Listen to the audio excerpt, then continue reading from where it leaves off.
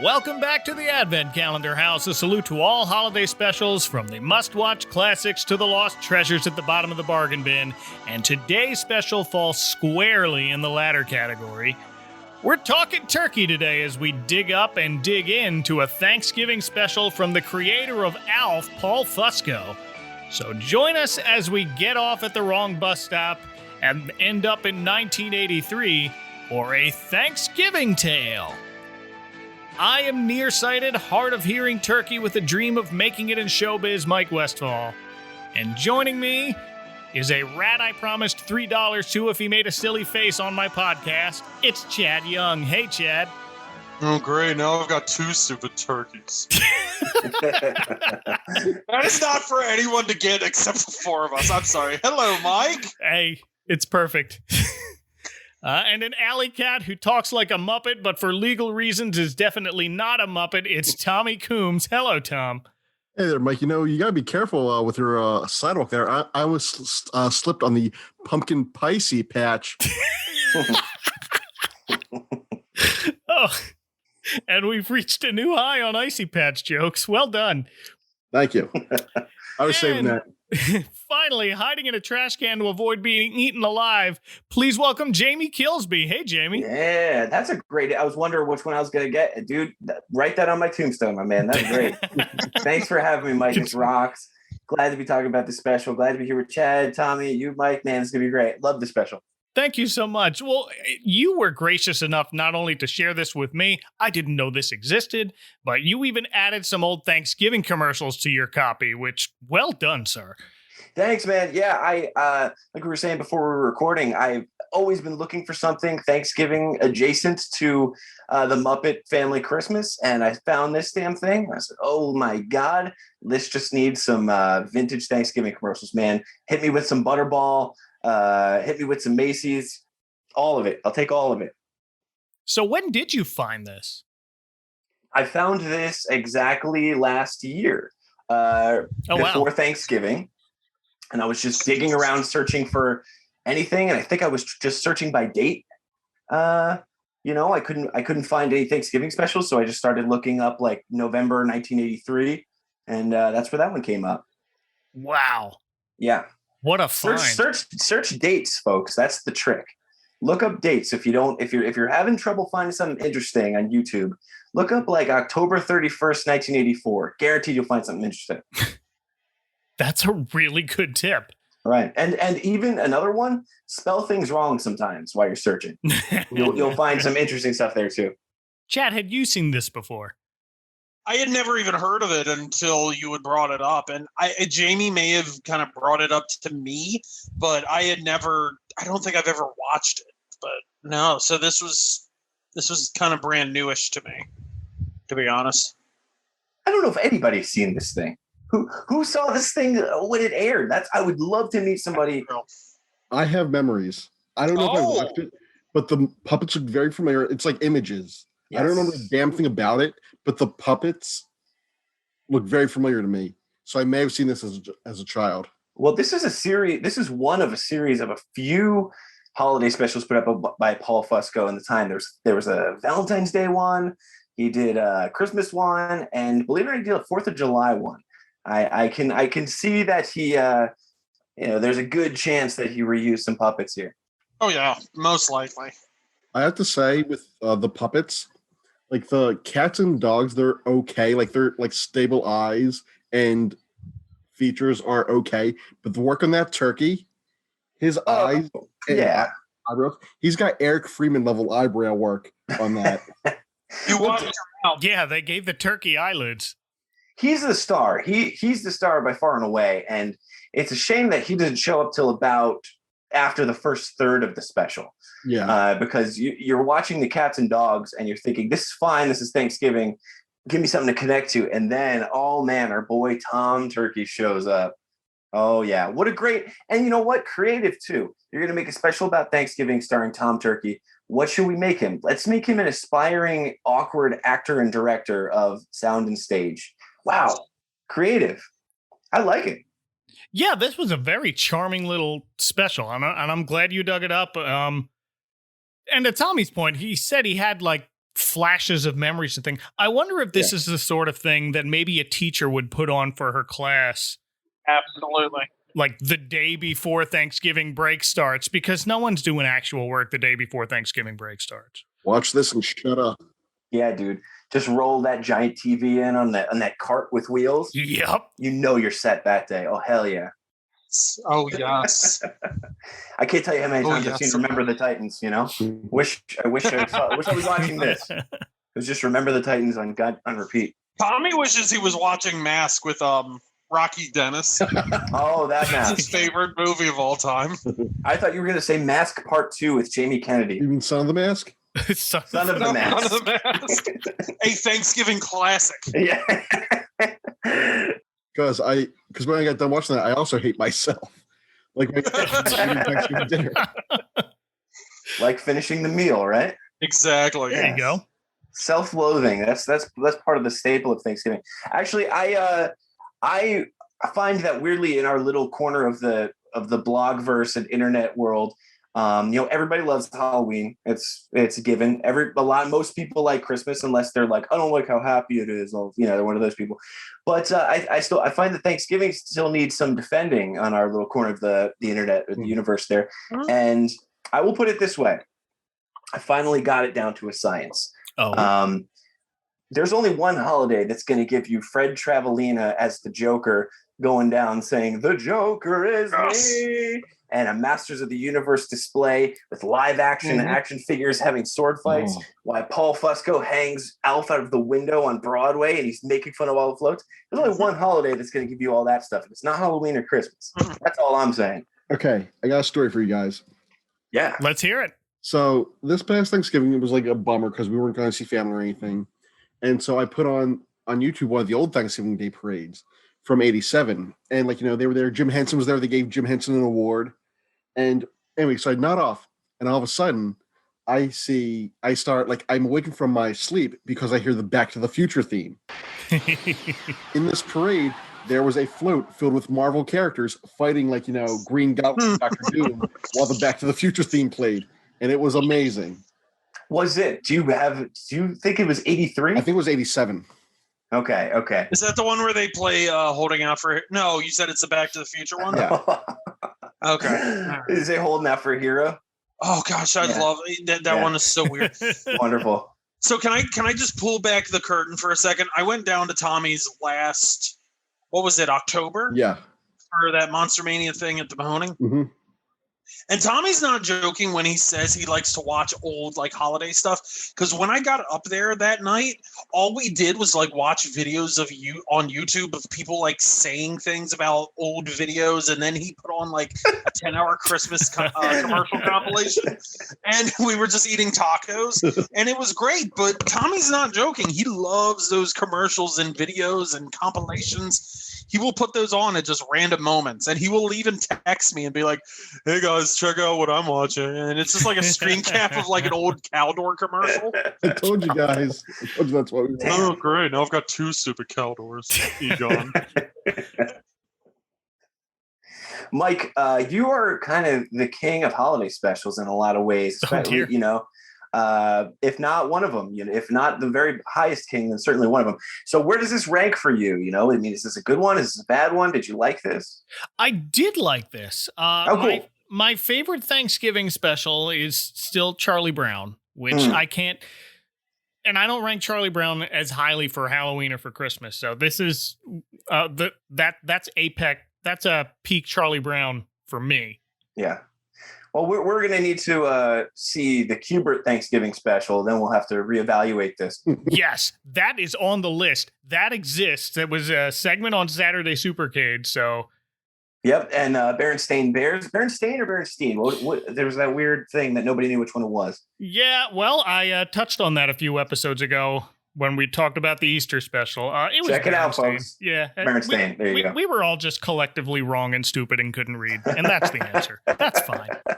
So, but regarding this special, I did some searching. There's no information on this on the internet. Yes. There are pockets of things. What I did find was an old New York magazine on Google Books with TV listings. Wow. showing A Thanksgiving Tale airing on November 18th, 1983 on Showtime. Damn, dude. That's even deeper than I was able to find, man. That must be why not a lot of people talk about this. It was a Showtime exclusive. We had HBO growing up, but I don't remember ever watching Showtime as a kid. I don't know anybody talking about Showtime back in the 80s. No. My dad actually worked for cable when I was younger, so we had Showtime, we had HBO, we had Cinemax, we had Prism, we had the Disney Channel back when the Disney Channel was a premium channel. Okay. Man, you guys were hooked up. Well, we had the Disney Channel, we had Prism. I just don't remember Showtime until the 90s is when it started. Like, that's when I became aware that Showtime existed. But I'm perpetually the poorest person I podcast with. Was I the only person watching Next Generation from over-the-air antenna coming from the World Trade Center? Damn. Everybody had Disney Channel and HBO and stuff, man. What's going on? You mean from WPIX? Yeah. I remember when we got that down in Philly. For some reason, it broadcast that far down. It was a pretty strong signal. If you lived in like New Jersey and Staten Island or Brooklyn, you straight up didn't need cable through most of the 90s. I remember getting WPIX in Wildwood when we would go down the shore. Get that water ice. That's right. Watch the tram car, please. So that looks like the first air date, November 18th, 1983, and then Showtime would rerun it a few times leading up to Thanksgiving Day for a few years, at least through 1987, probably even farther than that, which by then Alf had taken off, so I'm pretty sure they promoted it as from the creator of Alf, and why wouldn't you? Yes. There's some graphic online. This was never released on VHS or DVD as far as I could tell, but there's some graphic that certainly looks like a DVD cover that's floating around. And it does have that giant text that says, from the creator of Alf. You know, yeah, so you nailed that right in the head. I mean, nobody's tuning into this thing unless it has some sort of star power behind it. And what bigger star power than Alf back in the mid to late 80s, you know? I did see that cover, so I'm wondering, maybe it did get a DVD release with those other holidays. It looks like there was a group of 5 of them. Yes, you're right. Yeah, I was looking it up. There's like I was saying, I think there's a Valentine's Day one, a 4th of July one, a Christmas one. And Easter was the 4th. Easter, yes. Because the Easter bunny on that cover looked a lot like the cats in this special. So they must have just given one some longer ears. Yeah. And there you go. Do you guys have standout cats? Okay, first of all, let's say, who'd you like better, the cats or dogs? Dogs, right? Dogs. Yeah, dogs. We're the good guys. They were the good guys, and I think that's a little like, yeah, they were the good boys. It was clear that the Paul Fusco is a dog guy, as it turns out. You know, he has cats being perpetually threatened on his show, and then they're the bad guys in the Thanksgiving special. Paul Fusco is a cat hater. He is a cat hater. Well, and then he created that cartoon Space Cats. Oh, yeah. I think he was just trying to make good. He created Space Cats? Space Cats is a Paul Fusco creation, yeah. Paul Fusco joint. Wow. The man's got legs, I'll tell you that. That was his penance. I really liked... so we determined that we liked the dogs. Did you have a favorite? I don't think anybody besides Tom Turkey had a name. They have names. I gathered the names. Did they? Okay. Let's see. All right. So the dogs, we have Chauncey, the well-spoken dog with a British accent. Oh, tomorrow I definitely start my diet. Okay. The brown dog, the bulldog wearing the hat, I think he's the only one who does not have a name in this. Just think, tomorrow is Thanksgiving, and that means leftover turkey. Died without a name. What a shame. Which is weird because he talks the most, I think. He does talk the most. He's like the de facto leader of the dogs. He kind of is. But I don't think we ever get the bulldog's name. I'm assuming it's a bulldog. Do they have a name for the Bob Dylan cat? Did you guys remember the Bob Dylan cat? I'm so glad you said that's a Bob. The first thing I thought of was, is he trying to be Bob Dylan or something? The Bob Dylan cat is Duke, I believe. Hey, my name is Duke, and don't forget it. Oh, yes. Cool. Duke Dylan. He was like, what was he like? A cat's life. Yeah. He's not trying to be Bob Dylan. He's trying to be Floyd from the Electric Mayhem. Okay, all right. Either way. Either way. Probably Bob Dylan by way of Floyd. But The other dogs, there's Chi-Chi, a Chihuahua with a bad accent. And by bad, I don't mean racist, but he is racist. He's wearing a poncho. Let's be honest, Mike. It's racist. It's very racist. I'm saying the accent is bad. Yeah. Cold, mucho cold. I should have stayed in Mexico. People told me about winter, but I didn't know how bad it was. Like, it's not even a good Mexican accent. A little column A and column B. It's a little column A, column B. Little column A and column. Can I be honest? As soon as I heard lines come out of that voice, and I was just like, oh, it's going to be a very long half hour. Like, I don't know if I can do this. That's the worst of it. It is. You're right. That Chihuahua absolutely represents the worst that the special has to offer. And the good thing is that he or she, I think it's a she, doesn't really have very many lines. They don't play the accent for laughs. Besides, we should have gone to Miami. They mentioned a few times, but right. That's all. It's like listening to Go-Go Gomez on those old Dick Tracy cartoons. No, it's not even close to that. Mike. Not even close yes, to that. Yes, it is. No, Go-Go Gomez is blatantly racist. I think that Chi-Chi was very blatantly racist, too. Like, I mean, okay, not as blatantly racist as Go-Go Gomez. Right. But I really think that it's on the same level, to be honest. Okay. That's fair. We should elaborate a little bit for the listeners out there that haven't checked out the special yet. There is a Chihuahua with a cartoonish Mexican accent. Here in the land of our Lord 2021, we don't really like that stuff so much. But back in 1983, we were able to turn the other cheek, I suppose. Chi-Chi, right? Chi-Chi. Yeah, Chi-Chi the Chihuahua. Yep. It's. I think it's well-meaning and a little misguided. Absolutely. We got to get Paul Fusco on the line and have him bring it out. Why'd you make that racist Chihuahua puppet, man? I do not want to. I don't want to know what goes through Paul Fusco's mind. I really just don't. I think that's just asking for trouble. Well, and lastly, we have the fourth dog. He's a cream-colored dog. Oscar. He kind of sounds like Doggy Daddy from Hanna-Barbera, which is just a Jimmy Durante impression, so. Chi-Chi's right. We can't continue living outdoors much longer. I told you we should have gone to Miami. Okay, that's what that is. Yes. That's great. Exactly. Yes, good one, Tommy. There's a lot of Thank you. Trope voices in this, Mm-hmm. which are like voices that characters have been doing for so long that I don't even know what the origin is anymore.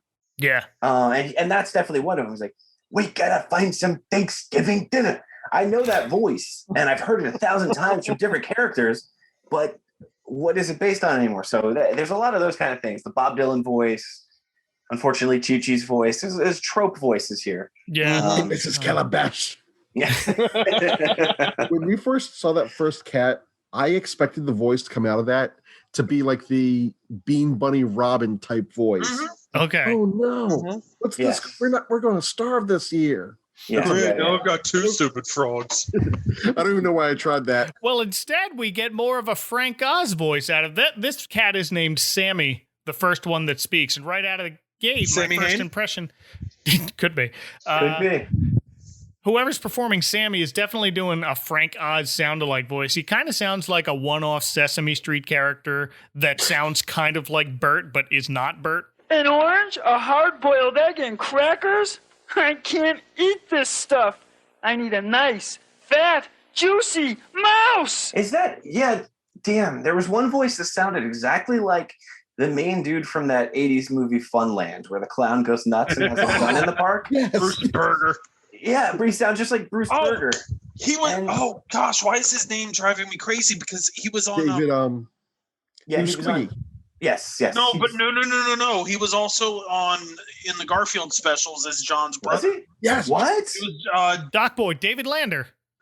David Lander. Thank you. That's the dude with the gun in Funland? He only has a gun for like 5 minutes. That's John's brother? That's John's brother, 100%. Squiggy. Although Yeah, that dude. movie Funland was a disappointment. Flippity gibbet! Tommy, how dare you? Listen, I like Funland was a But disappointment. here's the thing: the cover of the video has a clown with a machine gun, so I think it's going to be a. That's exactly what the movie Guess was. I gotta watch Funland. But that's what now. You gotta watch, Mike. You gotta watch Funland. It's essentially the Joker, or Joker. oh, Whatever. Oh my God, you're right.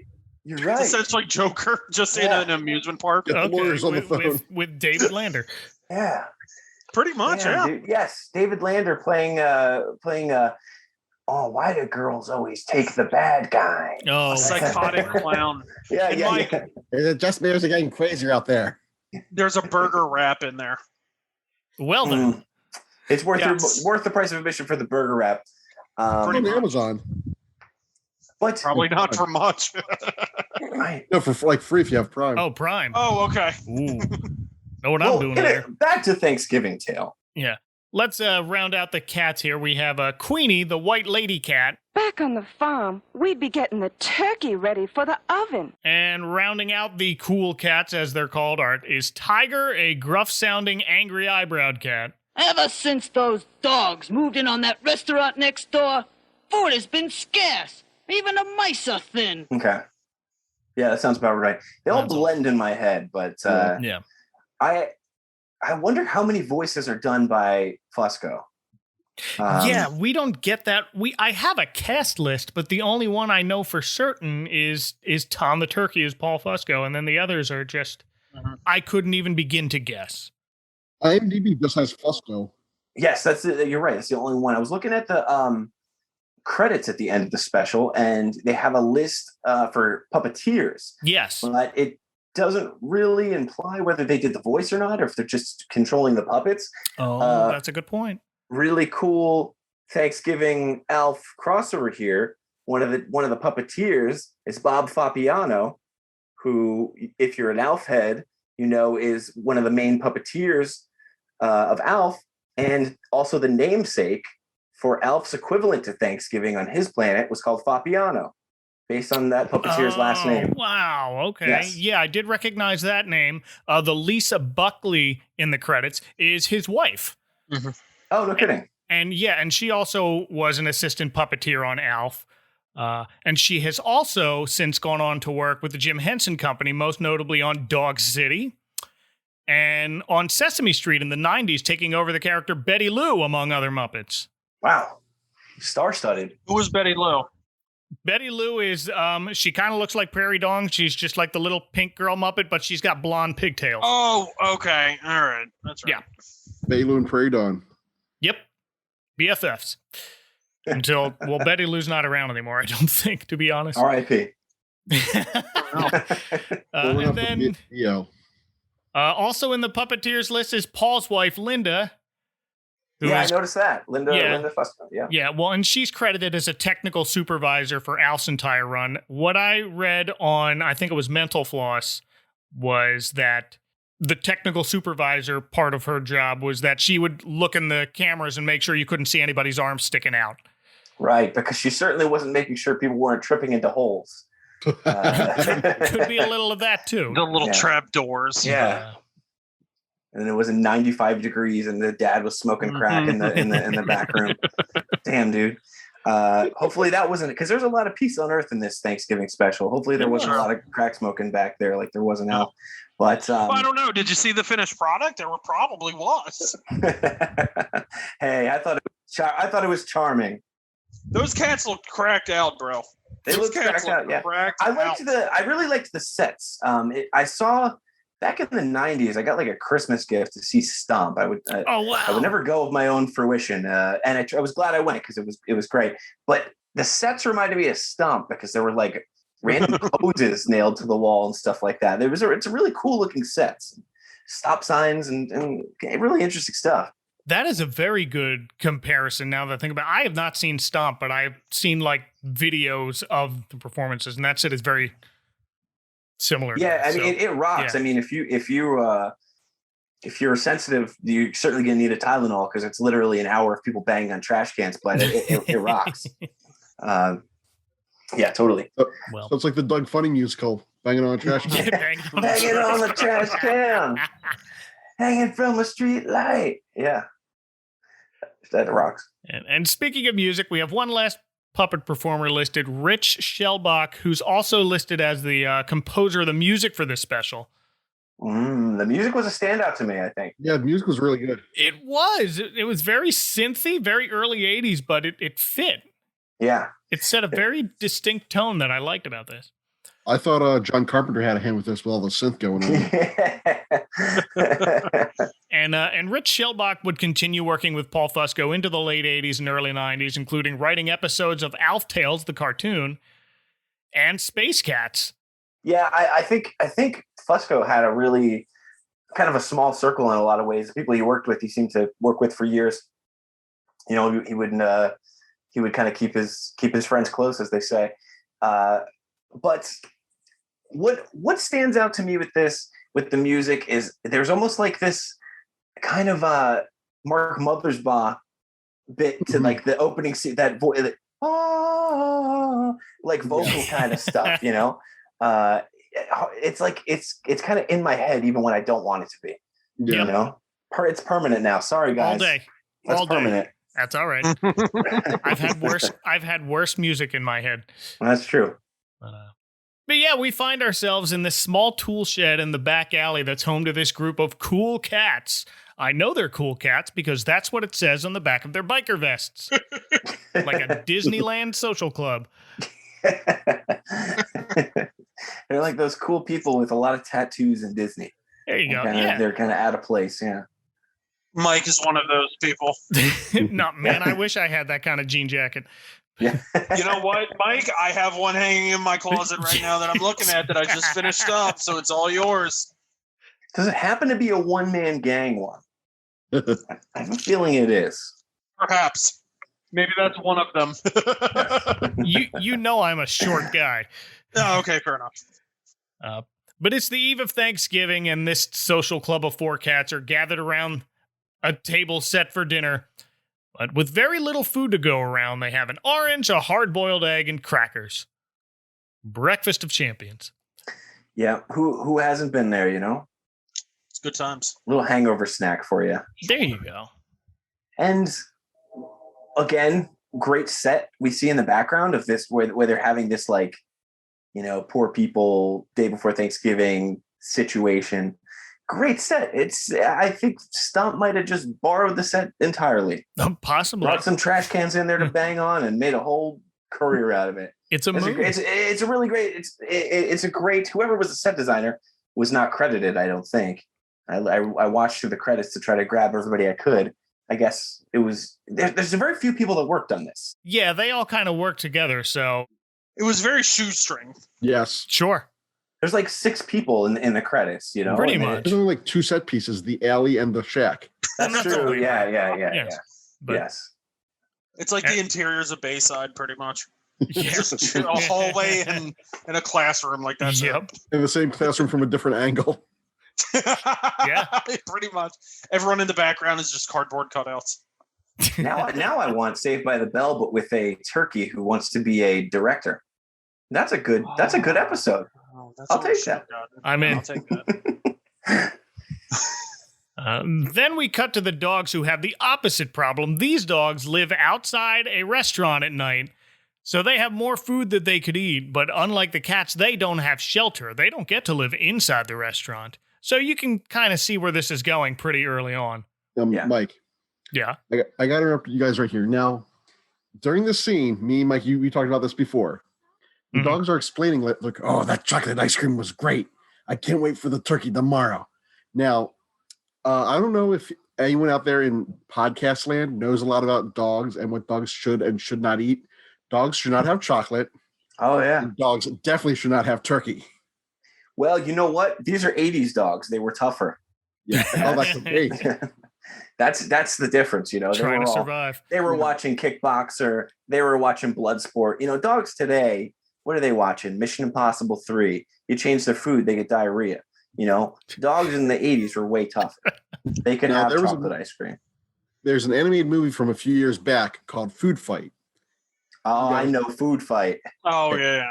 Now, the detective in that, the Charlie Sheen voice detective in that, his snacks that are quote-unquote power-up snacks are raisins and chocolate milk and grapes.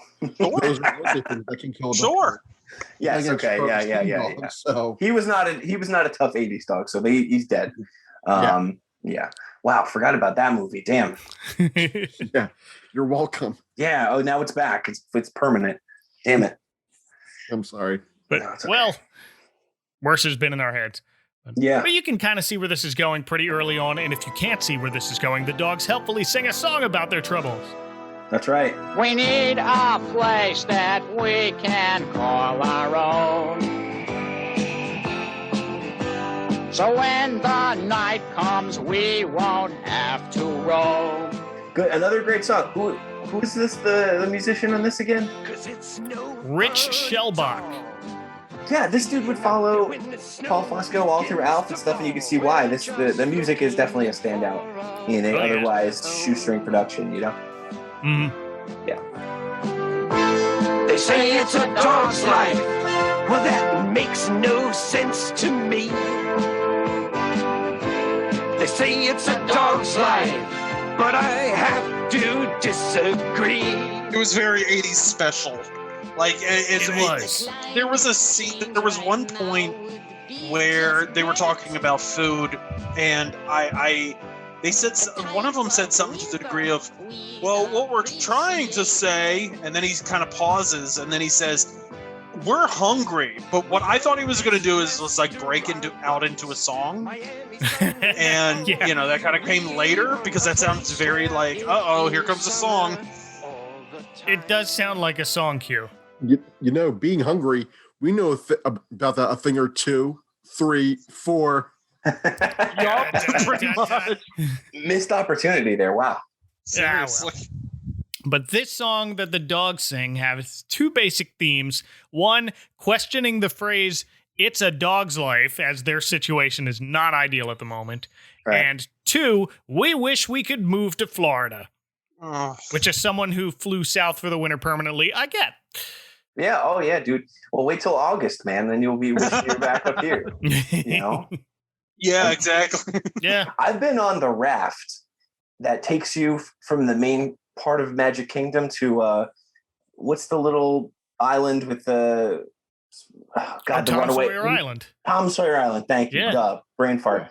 Been on that raft in the middle of August with 20 other people, and thought that I'm in the most magical place on the earth, but I would rather be in hell in this moment. That's Dude, yep. It was. Yeah, I feel for you down in Florida during August, my man. I can smell that situation just thinking about it. One line in this song by the Chihuahua, "a climate change right now would be just great." Well, be careful what you wish for, dog. Be careful, dude. Yeah. Stupid stereotypical dog. Stupid dogs need the most attention. 30 years too early predicting, situations we'd be dealing with now. Paul Fusco, the legend, folks. Hey, Jamie, I don't want to make you feel super old, but it's almost 40 years. Oh, It is. It's true.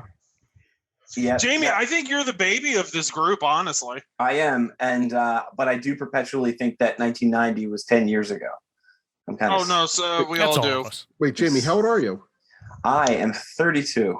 Oh, wow. With all me and Chad's giggling, we assumed you were the mature one.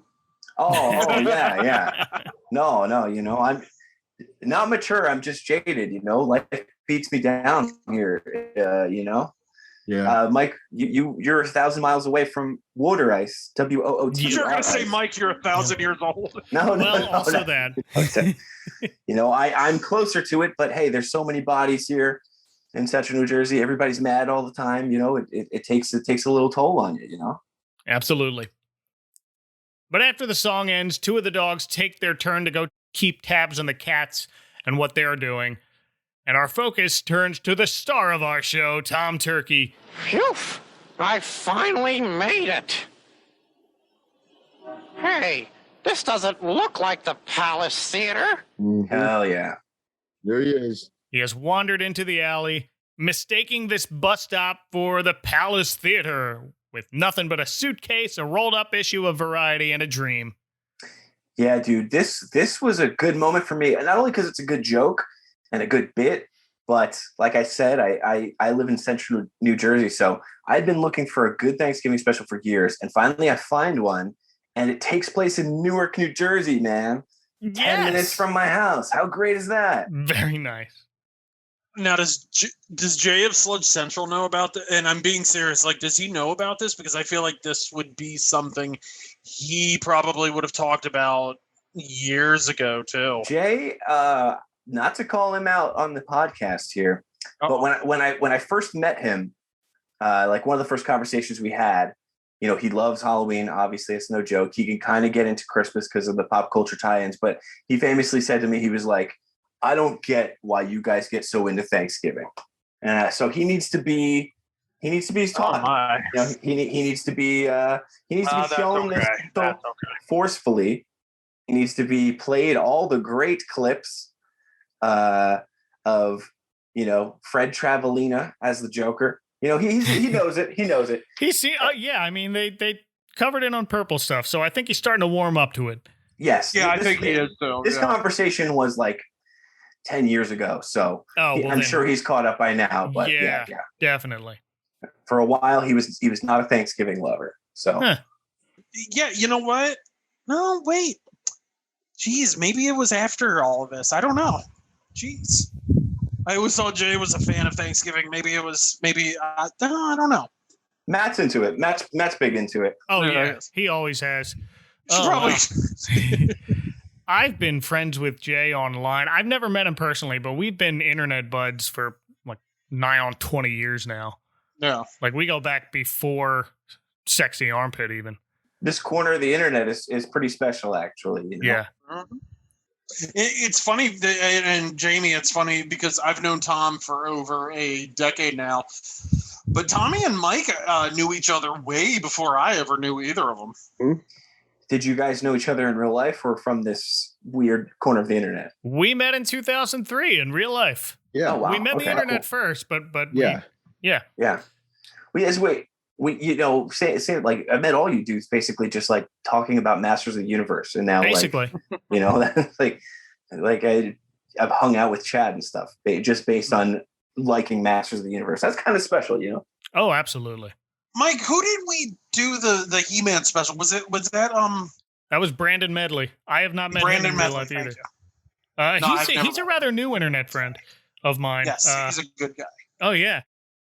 So we now see Tom wandering around the alley looking for any sign of life through the window of the cat shed as they all sit around their nearly empty table, wistfully daydreaming about their feasts of Thanksgiving past. Queenie tells this story about how Thanksgiving morning they'd run out to the barn, open the door, and as she opens the shed door, there's this turkey standing there. He'd be placed in a special pen, so that Thanksgiving morning we would run to the barn, throw open the door, and there he would be, big as life. Hi there. What? A turkey? I must be dreaming. And look, I'm no director, but this cat's, what? A turkey? I must be dreaming. That's the one spot in this special where I'm like, that's not convincing for me. There were a lot of lines that I just wasn't convinced, and I was just like, oh my gosh.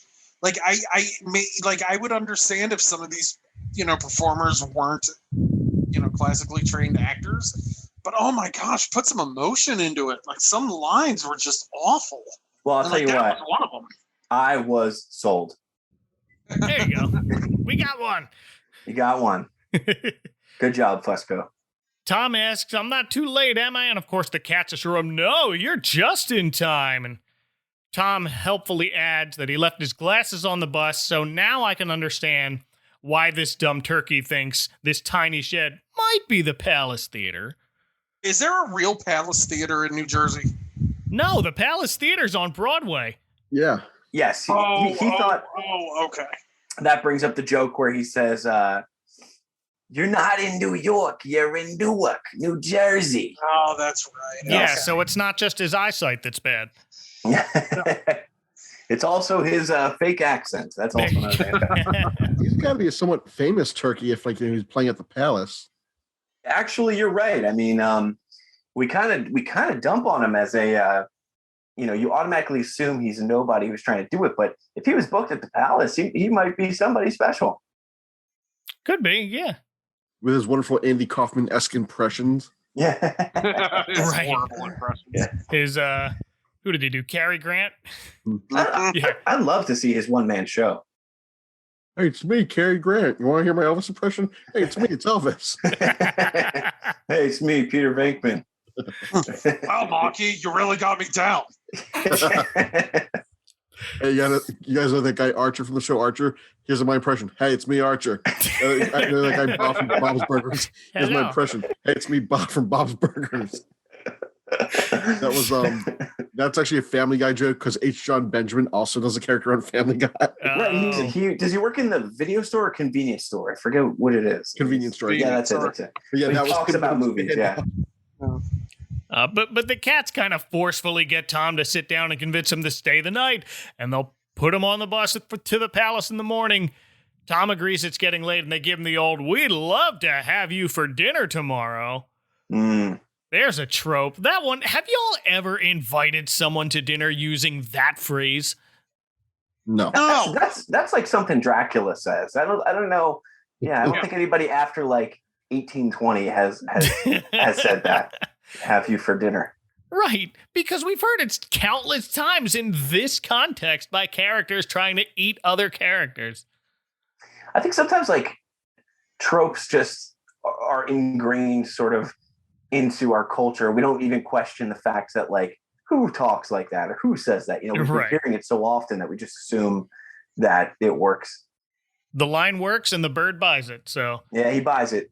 Hook, line, and sinker, just like me. I love the special. There you go. You're watching Showtime. We're sure you're going to like what you see. Remember, Harry, it's Marion's first holiday turkey, not a word if it's dry. It's her first turkey. It won't be juicy.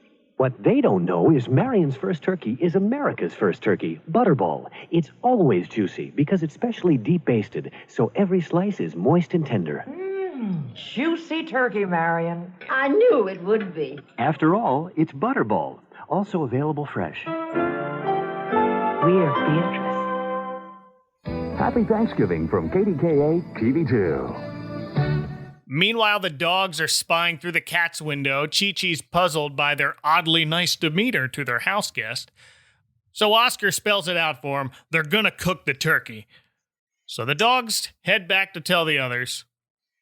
And back inside the shed, we get a zoomed-in shot of Tiger reading through a cookbook while the others listen attentively to an unsuspecting Tom who's rattling off his acting resume, and they throw in some puns here like, I was in The Gizzard of Oz and Snow White and the Seven Gobbles. Yes. You know, because he's a turkey.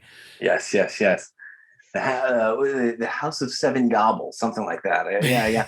They're feeding him tons of crackers, and I can't eat anymore. I'm kind of stuffed. That's the point. Idea. Yeah. I like the line, I almost started my own game show, but at the last minute they decided to go with a duck with a mustache. Yeah. Walking on a tightrope with a mustache. Right? Or hanging from a wire. He's talking about You Bet Your Life. Yeah. There you go. See, that's another one. Sometimes I'm like, what is he even talking about? I'd like it, but I no clue. So that what was that? That was a You Bet Your Life with Groucho Marx. Oh, gee, wow. You know what? Paul Fusco making Groucho Marx references on a kid's special for children. Do you think any kid in 1983 with a fistful of G.I. Joe figures knew a Groucho Marx reference? I feel like that happened a lot in a lot of the Warner Brothers output, especially Tiny Toon Adventures and especially Animaniacs. They would go to that well of old Hollywood. That's true. That was the well that Looney Tunes always went by because it was present Hollywood when they made the jokes, and they decided, well, they work. Let's keep using them. Animaniacs and Tiny Toons sort of had this rhythm and this really fast cadence where even if you're watching it as a kid and you didn't get the reference they made, you were okay with it because the show was just so wacky and it was so quick and they were moving on to the next punchline anyway. A weird Groucho Marx reference in this special just seems out of left field. Yeah. Hey, here's a fun TC fact. As a child, I was afraid of Groucho Marx. Yeah, dude. Yeah. I don't blame you, actually. As a child, I was afraid of Mo Howard from the Three Stooges. I can see that. His hair, the way it moves. I don't know. Or doesn't. Eventually, Tom realizes how late it's getting and that he'd better call his agent. Okay, and then Duke tells Tiger to go with him. And guys, I'm dumb, and I had to think about that. Like, why do you have to go somewhere else to make a phone call? Oh, that's right. It's 1983. Mm-hmm. Yeah. You see, kids, they had to go to a payphone. I'm at a payphone. Yeah. We're boomers. Oh, okay, boomer. Yeah. Phones and paper. So Tiger takes Tom to find a payphone while the other cats start planning for a turkey feast. And we cut to the dogs trying to figure out how they can rescue this poor turkey, but they don't want to have to run in and grab him because they've been in scuffles with the cats before, and it hasn't gone well for the dogs in the past. That's right. And I also, as a dog guy, appreciate Paul Fusco right out of the gate making the dogs the heroes of this, you know? Oh, yeah. He would make cats the puns of 1,000 jokes on his run on Alf. So, you know, you see where he stands, and I like it. There you go. Yeah, this is sort of the beginning of that. But the unnamed bulldog suddenly has a plan. He poses as a journalist with the Gobbler Gazette to interview Tom, whom they call a celebrity. Sure. Which they should have known who that was then when he showed up. He's booked at the theater, man. He's booked at the Dallas Theater. He was a famous podcaster back in 1983. There you go. There you go. That's it. But Tiger tries to shoo him away, claiming Tom's incognito. Hey, And beat it! Tom here's incognito. I am? Mm-hmm. I thought I was in New Jersey. I like it. I like it.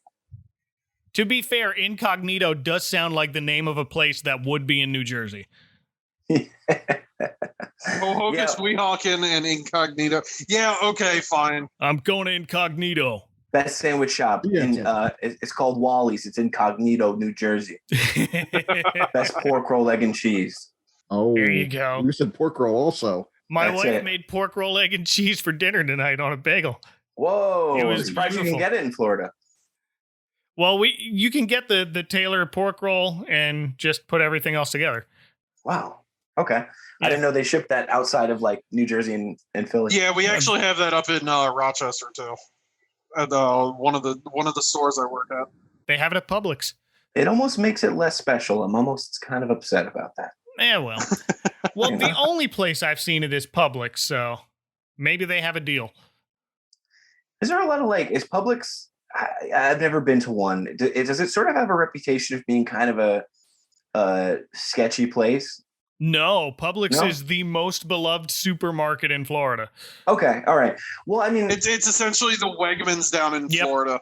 Oh, okay, cool. That's different. Because I was gonna say, Wawa is beloved up here. Chad will tell you that. But if you go to a Wawa at 2 a.m., you'll probably see some interesting stuff. Oh yeah. Yeah, no. Well, it's a supermarket. It's not a gas station. Okay. So. The Denny's vibe. But then Tiger gets the dogs to back off by throwing a stick. Sure. Like you can do with any dog. Yeah. My dog would look at me like I was an asshole if I threw a stick. That seems like another ancient trope. Do dogs play with sticks anymore? Mine doesn't. My parents' dogs used to go for the ball. Yeah, same. Yeah, I like the ball more than the stick. Yeah. These toys. Modern dogs don't like sticks. They're on their iPhones and on Instagram and TikTok. But that plan didn't work. So now the dogs plan to sneak into the cat shed at night while they're out and rescue the turkey. And for the first part of their plan, they hire a couple of rats to cause a diversion. Let's get this straight. You guys are going to give us $3 just to go over to that window over there and make a face. Ah, that's right. You got it.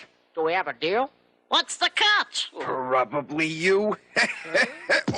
And these rats kind of look like actual capital M Muppet rats, but furrier. Capital M Muppet, yes. Yeah. The one you can actually hear Paul's Alf voice in, by the way. It creeps out a little bit. Tiny little taste of Alf here and there. Just a hint, but it's one that I caught on too. Yes. And they tell him, hey, if you go over to that window and make a silly face, I'll give you $3. Okay, sure. Sure thing. I've done worse for less than $3. Let me just point that out. Tommy can tell you I have done much worse for less, and even sometimes free. There you go. Rats don't know who live in the shed, so they go up to the window, make a face, and whoops, there's Queenie out the door to chase him. Queenie's the white cat, right? Queenie is the white cat. Yes. That leaves the shed unguarded and Tom asleep by himself, snoring cute little turkey snores. Like, gobble, gobble, gobble, gobble. Yeah, he's the star of this show, man. Absolutely. This special could be his one-man show. You know, instead of the whole story with the cats and the dogs here, just give me a half an hour of whatever his one-man... You know, maybe he's doing Castaway with Tom Hanks. Maybe. Tom Hanks turkey. Just doing Castaway for an hour. There it is. I'd pay for that. This is the basis of his big break story. The dogs wake up Tom and tell him if he wants to save his tail feathers, he'll get out of there now with them. And they tell him what's really going on. Meanwhile, we get another song, this time by the Cats, assumedly called We Are the Cats. And here's Duke the Bob Dylan cat. Yes, big Bob Dylan moment here. I got a plan that's gonna save our skins because I'm tired of eating out of garbage bins. Can't sit around, we gotta act right now because a dog's life is the cat's meow. Cause we are the cats and we got a lot to say. We are the cats. We got a lot to live. Love it. Got a harmonica solo and everything. Put it on vinyl. Yeah, man. Come on, Paul. Gonna put it on my playlist. Yeah, dude. Actually, yeah. If you're creating a Thanksgiving playlist, you got 3 songs here that will just make all of your guests leave. You're trying to end that party early, you know? Playing We Are the Cats. The cats are singing this while they're out collecting wood to build a fire to cook the turkey, and Tom's watching this whole thing from behind a fence with the dogs. So he's naturally a bit shaken. Yeah. Have you guys ever had a moment where you realized, wow, if I would have kept hanging out with that group, I'd be dead or in big trouble by now? Yeah, dude. Yeah. It's called this podcast. Thanks. Yeah, I can't even talk about it because I think it's too incriminating. But yeah, absolutely, dude. Fair. They were not puppets. Lowercase M Muppets, as you would say. What's your worst case scenario, Mike? I left a party early before the cops showed up. That's all I got. I forget whether I was 21 at the time. I just know I saw police go up that way later and thought, well, glad I'm not there now. Yes. You were a good kid, I think, if I had to guess. Yeah. Yeah. Chad, I think Chad was too bad. Chad too bad, right? I cannot. I can't. I'm not. All I'll say is I made a lot of mistakes at 21. There you go. That's all I'll say. That's what it's about, man. Yes, indeed. I think Taylor Swift wrote an album about it. Can't confirm that because I don't know anything. But yeah, that's what it's about. So the cats return to their shed and find Tom's gone, and Queenie's devastated at herself for running after those rats instead of staying with the turkey like she was supposed to. But Duke knows better than to think the turkey just walked out on his own accord. He's not smart enough to do that, he said. So Duke is convinced those darn dogs came and took them. So now they're going after the dogs, but first they tell Queenie to stay there. Don't want the lady to put herself in a dangerous situation. Not very feminist. No, not very feminist. And Queenie ends up watching the whole thing anyway. But in shock and horror, just every once in a while. First, we'll make it quick. Back to the dogs. They're starting to get cold now. Right. We see snow begin to fall for about a second because someone just threw a clump of snow from off stage to quickly show it's cold now. It's the dinosaur series finale, which we will never do on TPIF, by the way, Tommy. Oh, thank God for No, that. because it was on Wednesdays by that point. Yeah. Oh, Mike with the facts. Okay. No, it's That's even better. If it started on TGIF, Yeah, or no, any- it's fair game. We TGIF, it's count. fair game. Yeah. But except for the dinosaurs finale, because that's a rough finale. I don't like talking about. We're never. Yeah, Derek. He. I don't even want to think about it. Continue, Mike. I'm sorry. That's good. And Tom's hiding in a very familiar trash can, but I guess every metal trash can in 1983 looked exactly like that. Tommy, get out of there. A lot of like Jack's Pacific 1998 WWF style trash cans. Littering the The set. blue one that came with that red Mark Marrow figure from the Yeah. Live Wire set. Yep. Mark Marrow, man. Yep. Didn't think he'd come up again this season, but here we are. How often can Mark Marrow go? Oh, God, that's so good. But now the cats have arrived looking for Tom. The dogs try and play dumb at first, including Chi-Chi going, "Me no speak English." Big yikes. Yeah. But Duke says they want to talk about the cat contract. There's a clause he'd like to go over with them, and it's fighting time. My favorite scene, by the way, because it literally just turns into Paul Fusco and all the puppeteers just throwing all the puppets like behind a giant fence. I love It's a good like puppet fight. Oh, so do I. It's just so ridiculous. This is my favorite scene. It's like it's just a cloud of smoke away from being a cartoon fight. It really You know? And they just roll around in a big circle. Big ball of violence. Hell yeah. Yeah. This is gonna be a new Big Ball of Violence is gonna be the new wrestling pay-per-view name. Yeah. Come on, you guys, check out Big Ball of Violence. I like it. Yeah, you're the wrestling guy here. If it works for you, it works for everybody. Sorry, Mike. Let's keep going. I just All had good, that's a good pay-per-view name, man. I can't let money just lay on the floor like that. Understood. But to my amazement, it's Tom himself who breaks up this fight, shouting at both parties they should be ashamed of themselves for fighting like cats and dogs. Oh. Oh. Dogs. Cats complain it's their hunger making them fight with the dogs, and the dogs complain it's freezing out here, and Tom finally helps the two groups to stop only thinking about themselves and see what's happening right in front of them. You guys have warm shelter, but no food. And you guys got... we have lots of food, but no shelter. Oh, at last. Inspiration. If they share with each other, they might solve both their problems. Sure.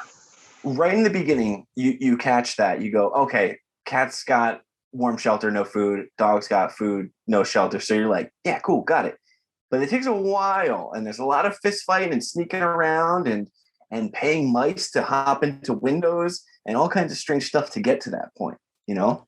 It's a journey. It is a journey. Thank you, Fusco. And neither group is convinced right away, so Tom says, Well, I know just the thing that will bring you all together. A nice play. What? Acting. Yeah, that brings people together, man. Certainly doesn't send anybody running in the opposite direction. The idea of local theater. There you go. Yep.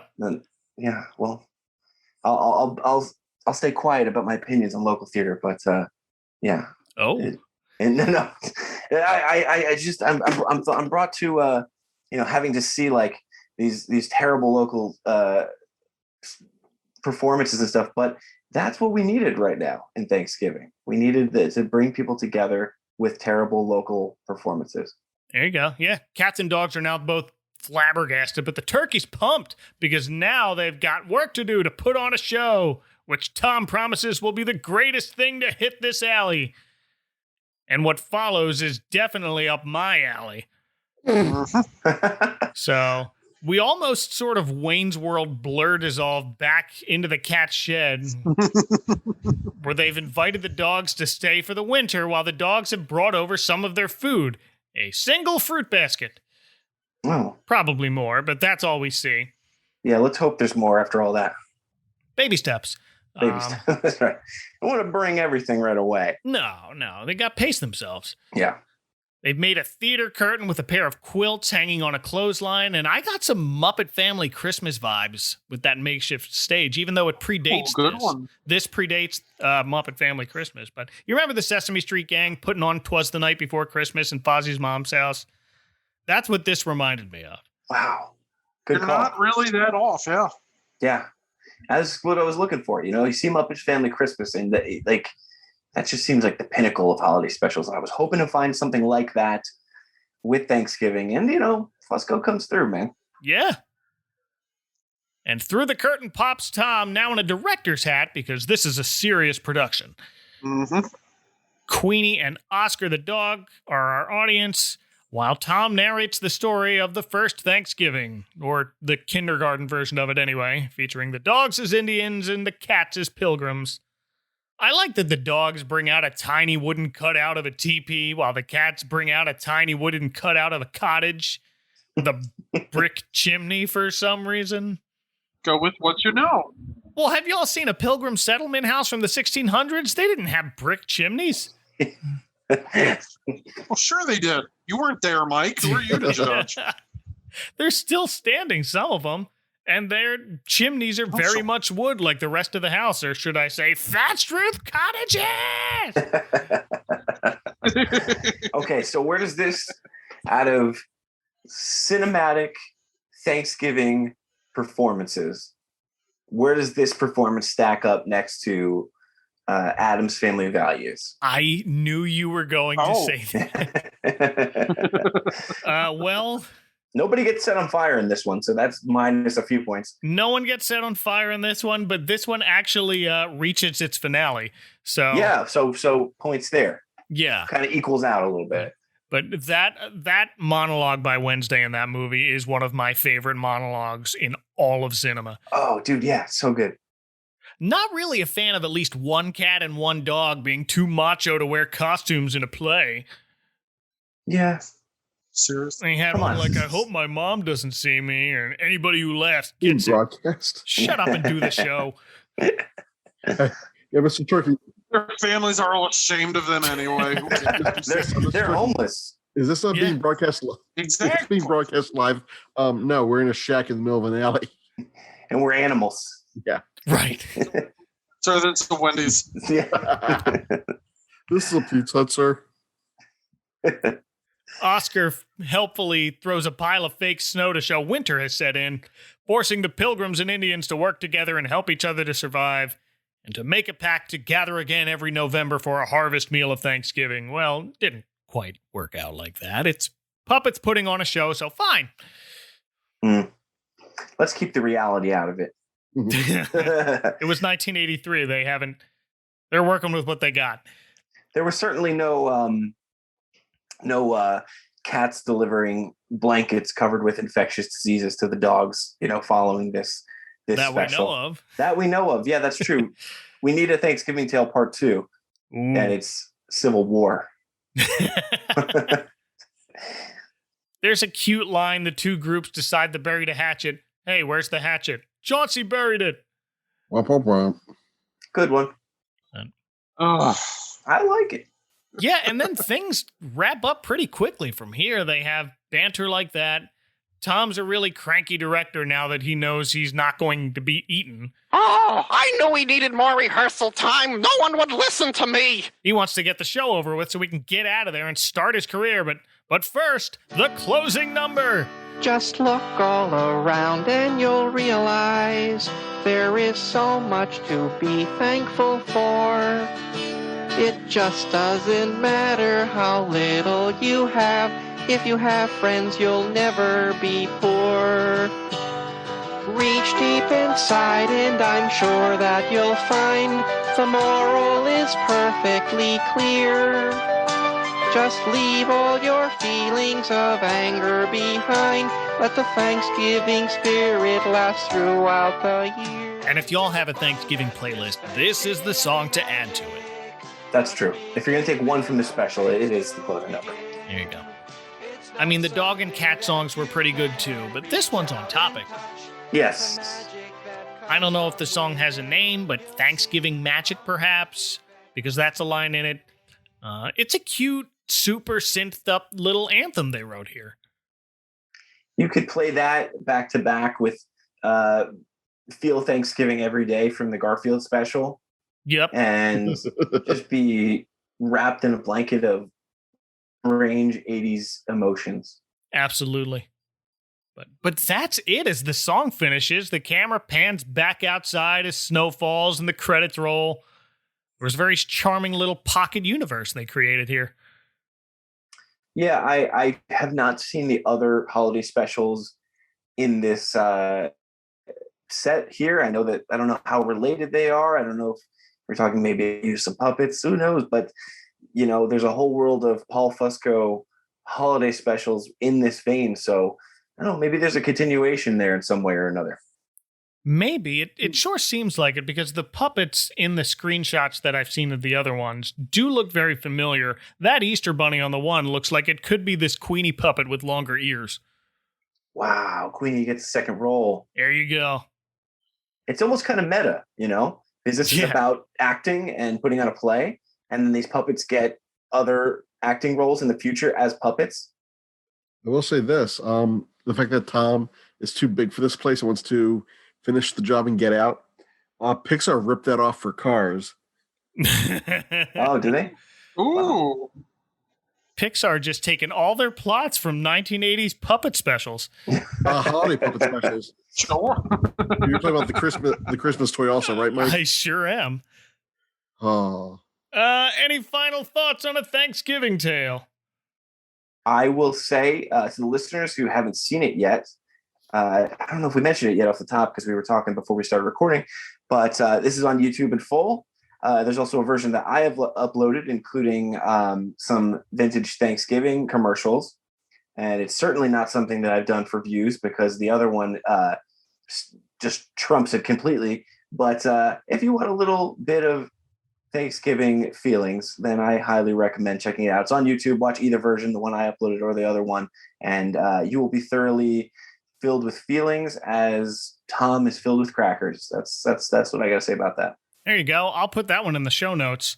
Thank you for introducing me to this, Jamie. It's a fantastic little special. I'm glad that it is so rarely can I find something that, nobody has quite seen yet. And when I was looking up, I was trying to find anything. Like you said off the top, Mike, there's nothing on this online. Like, there's no behind the scenes. Nobody wrote anything about working on it. It's just a mystery. But a few reviews that I did see were posted by people who were like, oh, I watched this as a kid. I loved it so much. I'm so glad to see it again. So it does mean something to somebody.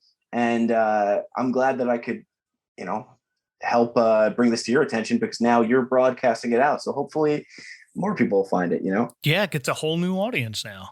Let's hope. And I should clarify, those commercials are not commercials from when it aired. These are Thanksgiving related commercials from other things.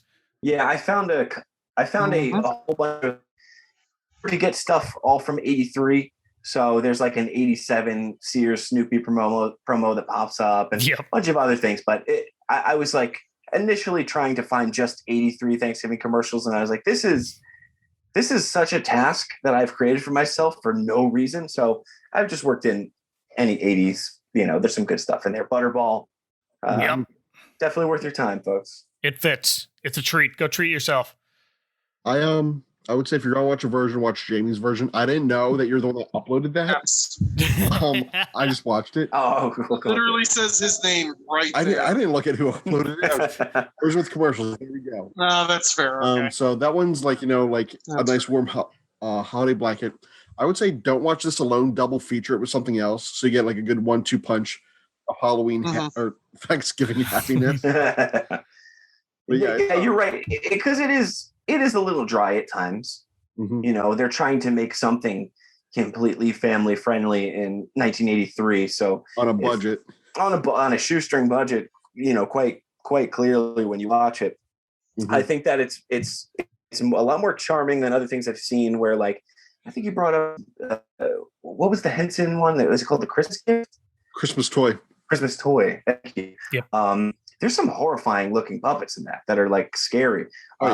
There's nothing like that in this. They're all kind of cute and something nice to throw on if you got kids hanging around or something like that. It's there's no nightmare fuel in this as far as I can say. Besides some insensitive moments with a Mexican accent from the Chihuahua. This is pretty well rounded, albeit a bit dry. So Tommy, you're right. I would say double feature it with something that maybe a King of the Hill double feature it with a King of the Hill Thanksgiving special, so you can get a good hearty chuckle. Chad, what did you think, man? You are the Thanksgiving influencer on the blogosphere. So what I try to be. What's your take? It's not my favorite. In fact, I liked it. I thought it was, again, very shoestring budget. It kind of reminded me of early Nickelodeon productions, and very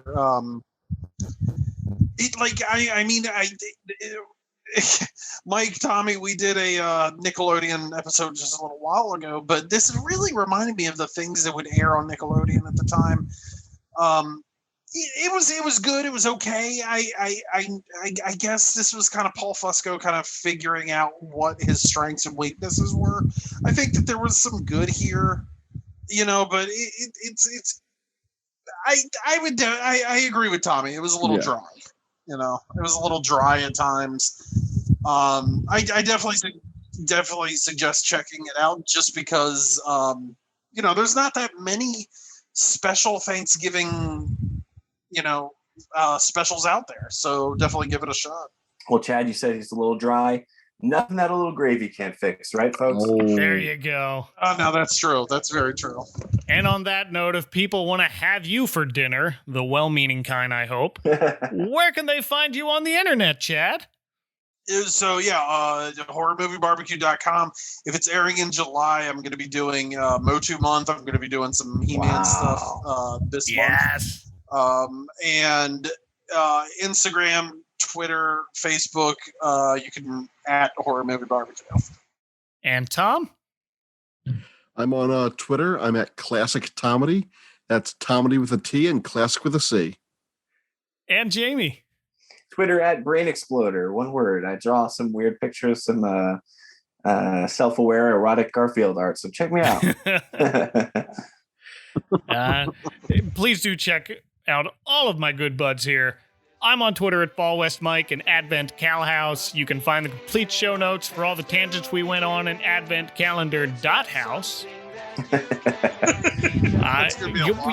What's new? I got one more special for you before we wrap up our countdown to Christmas in July. Stay tuned for that in a couple of days. Until then, for Jamie, Chad, and Tom, from my cozy tool shed that just got a bit more crowded, but also filled with a lot more love, this is Mike Westfall saying, watch out for that icy patch and take care of each other, y'all. Gobble, gobble.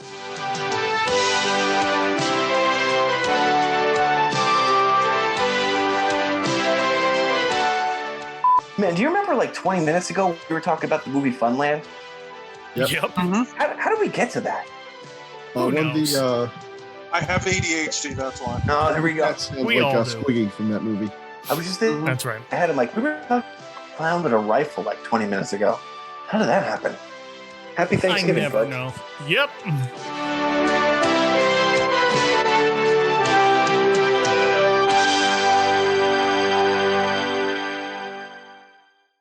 And now, these messages. Hi, I'm Chris. And I'm Chris. We're a married couple living in New York City. If you're listening to this podcast, you probably love Christmas just as much as we do. In our podcast, Christmas Time in the City, we talk about the history and traditions of the holidays in New York City. The Rockefeller Center Christmas tree, caroling in Washington Square Park, New Year's Eve in Times Square, the classic Christmas movies filmed here, we cover it all. In Listener Mail, we answer questions from listeners like you that may be planning a trip or maybe just curious about us. And in Christmas Confidential, we read anonymous listener-submitted Christmas confessions to help people finally get their deepest Yuletide secrets off their chest. So subscribe now wherever you listen to podcasts, and we'll talk to you soon. Unless you don't want to, then just forget about it. Really? What, too much? No, it's fine. Next time on the season finale of the Advent Calendar House. It's my favorite time of the year. It's that magical time of good cheer. I guess part of the reasons the heart of the season of Christmas is practically here.